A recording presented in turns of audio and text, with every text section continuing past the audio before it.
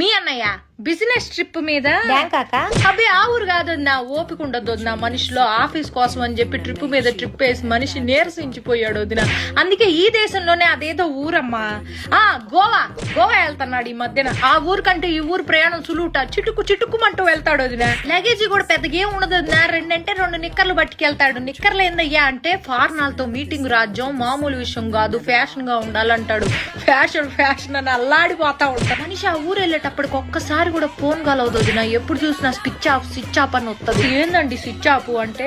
రాజ్యం నేను చాలా లోతెట్టు ప్రాంతాల్లో ఉంటా, నాకు ఫోన్ చేయడానికి ప్రయత్నించబాక, మీకోసమేగా ఇదంతా అంటాడు. ఎప్పుడైనా ఫోన్ సిగ్నల్ దొరికి ఏం చేస్తున్నా అయ్యా అంటే మందు వేసుకుంటున్నా రాజ్యం అంటాడు. ఊరిని మందు కాదయ్యా మందులు వేసుకుంటున్నా అనాలి. పని ధ్యాసలో పడితే ఈ మనిషి ఏం మాట్లాడతాడో తెలియదు, అల్లాడిపోతా ఉంటాడు. నువ్వు నా మొదటి పెళ్ళానివి, నా రెండో పెళ్ళంతో నేనున్నాను ఇప్పుడు గోవాలో అన్నాడు. బీపీ డౌన్ అయిపోయింది వదిన నాకు. ఏం